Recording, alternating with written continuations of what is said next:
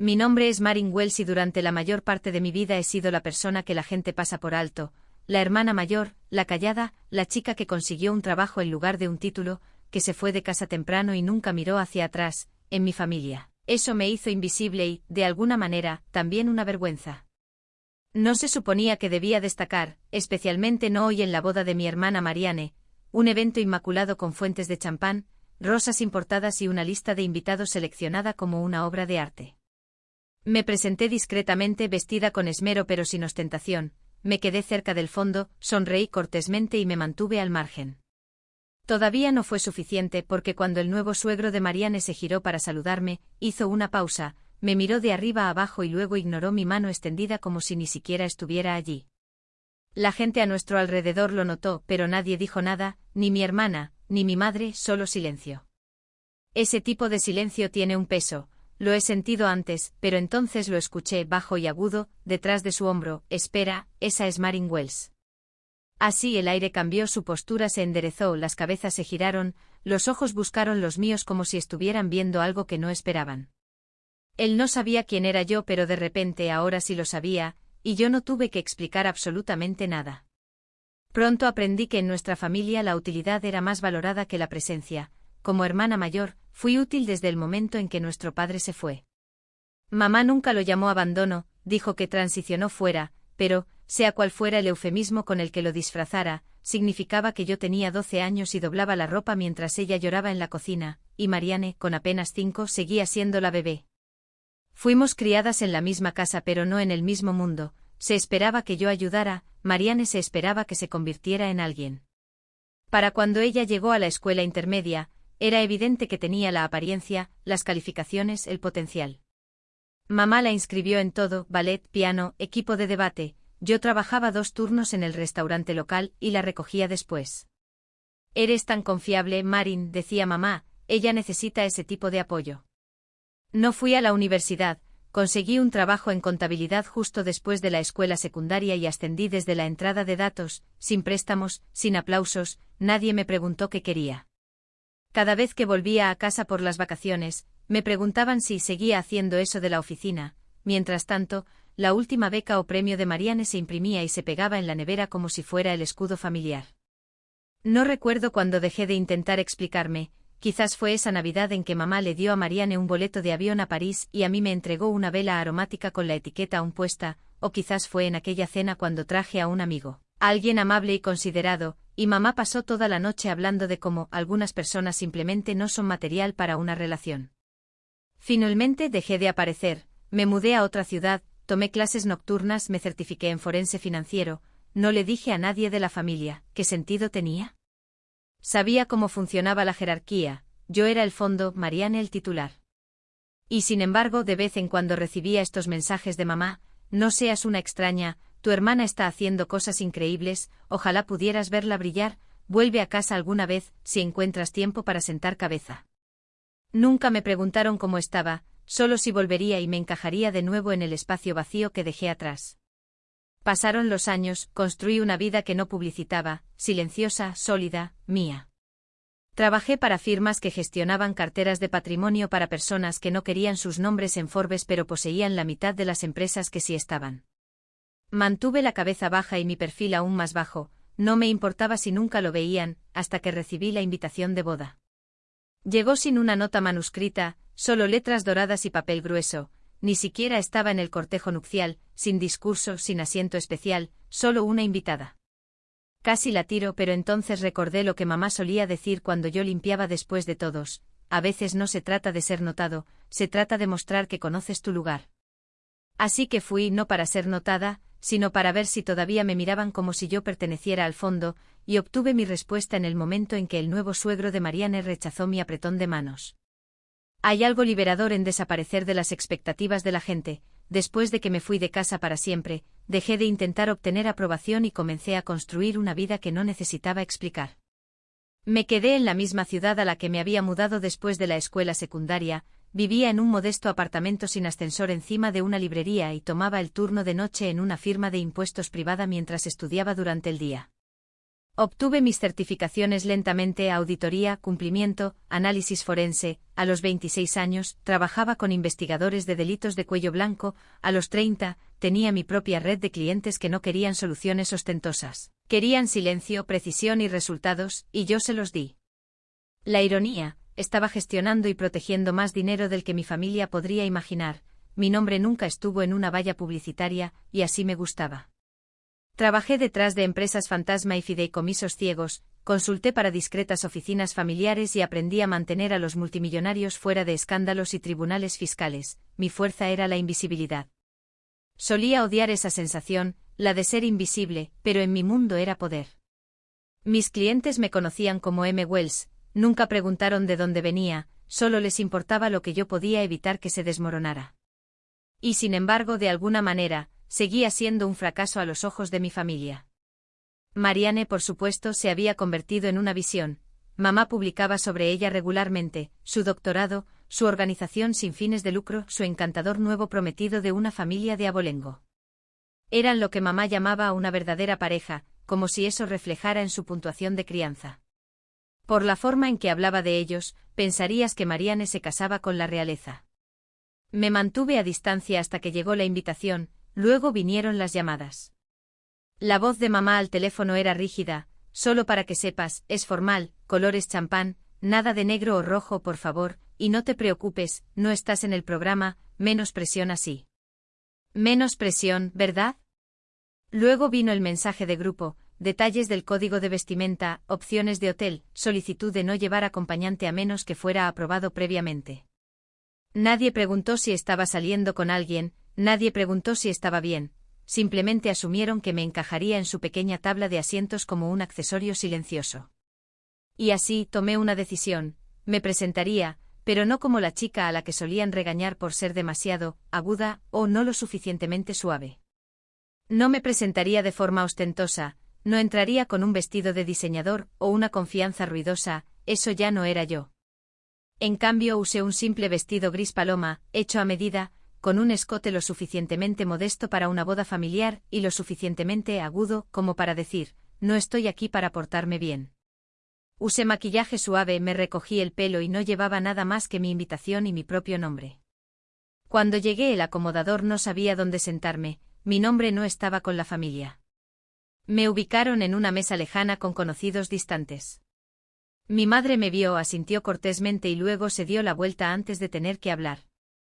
Fue como si hubiera entrado en un cuadro que no tenía espacio para mí. Cada sonrisa de Marianne era forzada, cada comentario de los parientes cuidadosamente evitado para no preguntar qué hacía o dónde vivía.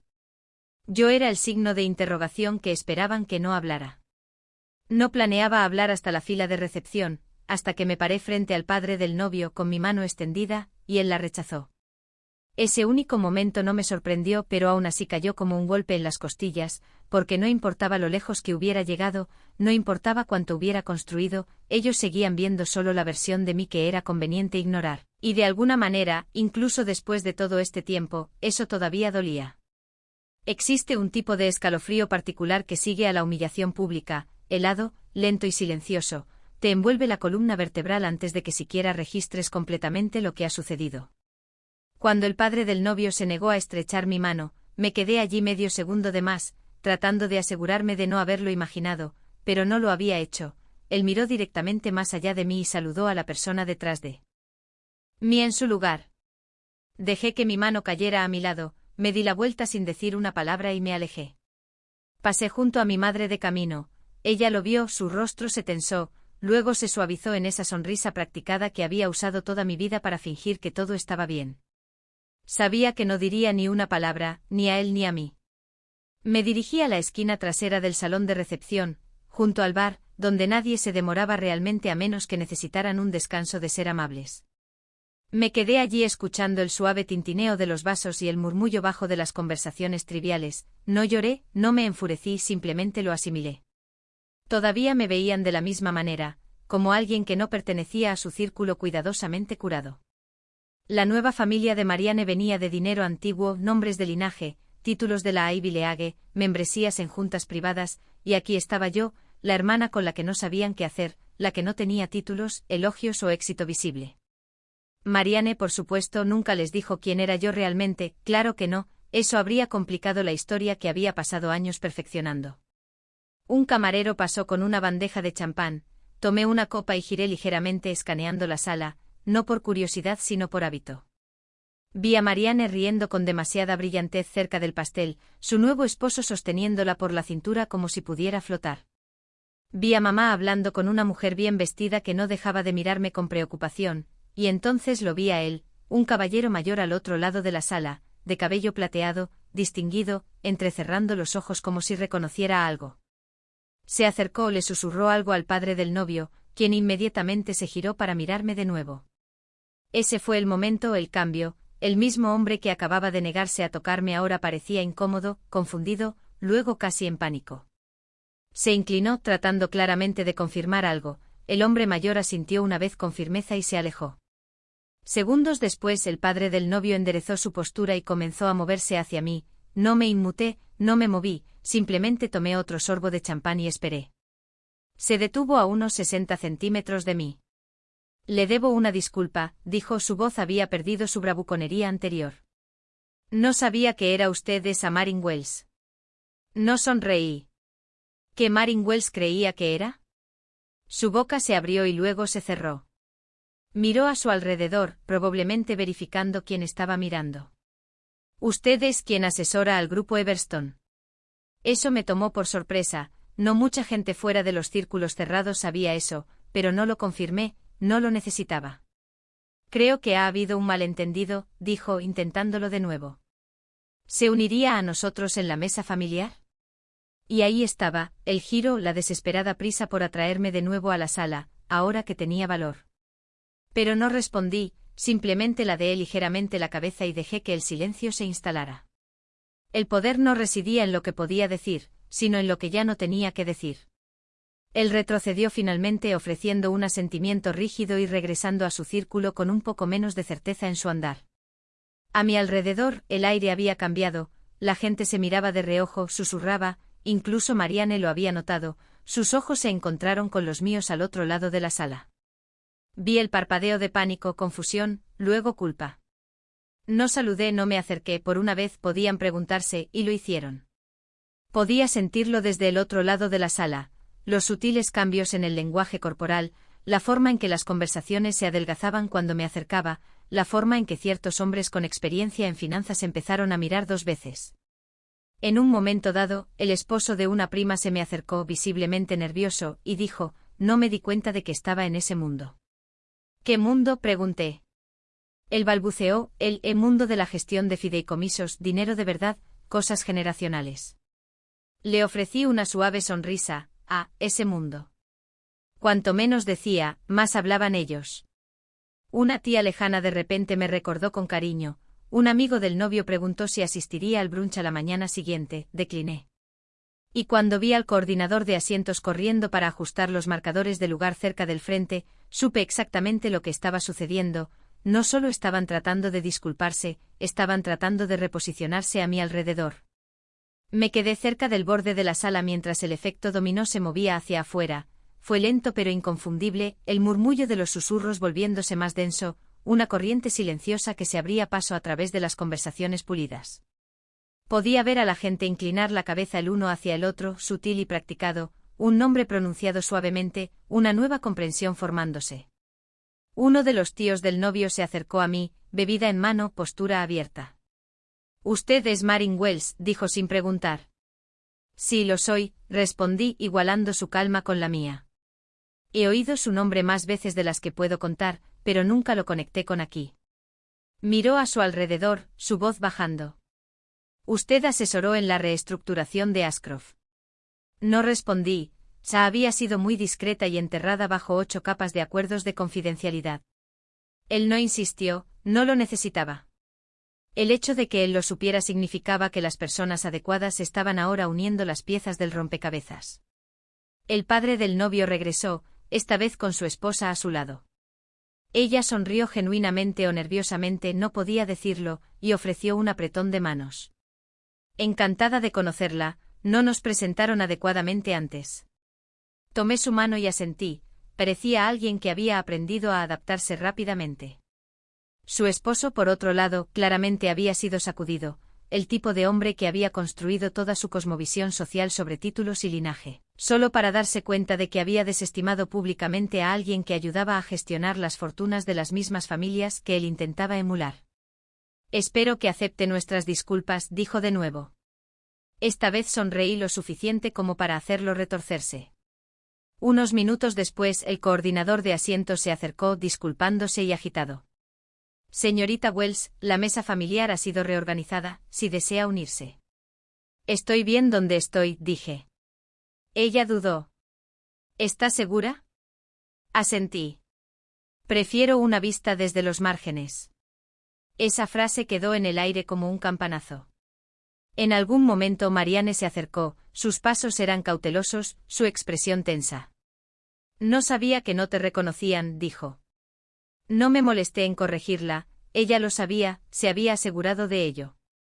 La historia que le contó a la familia del novio era limpia, poco amenazante. Ella era la hija dorada que surgió de orígenes modestos con una madre que sacrificó todo y una hermana que se desvaneció en la nada.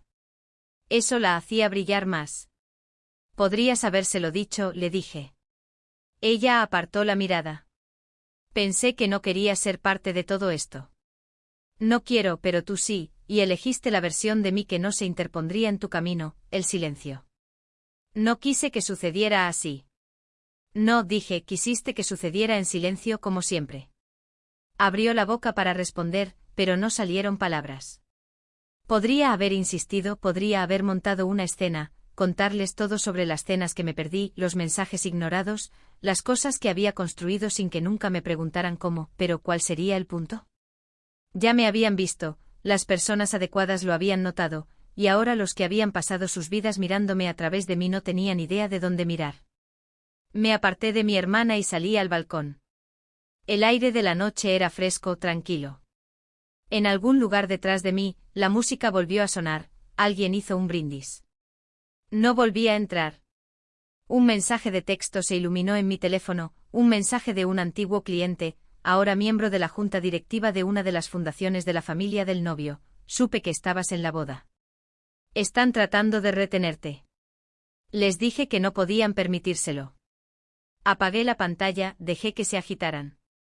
No tenía nada que probar y sin embargo, mientras me apoyaba en la barandilla y miraba el cielo nocturno, sentí un dolor extraño, no ira, ni siquiera tristeza, solo la tranquila comprensión de que incluso la reivindicación tiene sus límites. Finalmente me habían visto, pero nunca sería el tipo de vista que viene con la comprensión, no realmente. Las personas de quienes una vez quise amor solo entendían el valor cuando se manifestaba envuelto en dinero y miedo.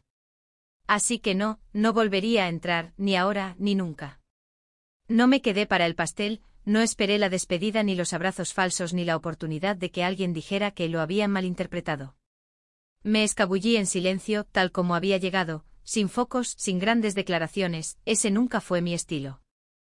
Mientras caminaba por el estacionamiento, los tacones de mis zapatos haciendo clic suavemente contra el pavimento, me di cuenta de que no me sentía victoriosa, tampoco me sentía amargada. Lo que sentía era hecho de intentar ser incluida en una historia que nunca fue escrita para mí, hecho de encogerme para hacer espacio a personas que nunca me ofrecieron un lugar, hecho de pretender que el silencio era lo mismo que la paz. Ahora me veían, pero no era yo quien había cambiado, era solo que alguien finalmente susurró la verdad en voz alta. La ironía, nunca necesité que me entendieran, solo necesitaba liberarme de la necesidad de su comprensión. Llegué a mi coche, abrí la puerta y miré una vez más el lugar detrás de mí. Las luces brillaban suavemente a través de las ventanas, una celebración continuaba dentro, pero no era la mía, nunca lo había sido, y aún así, nunca me había sentido más completa. En el camino a casa, no volví a reproducir lo que se dijo, no me detuve en sus caras o tonos, solo pensé en cuántos años había pasado esperando que alguien dijera, importas. Y cuánto tiempo me tomó decírmelo a mí misma primero. A veces no obtienes un cierre, obtienes claridad, y a veces eso es más que suficiente, porque lo más poderoso que hice no fue construir el éxito, fue alejarme de las personas que solo lo vieron después de que les sirvió.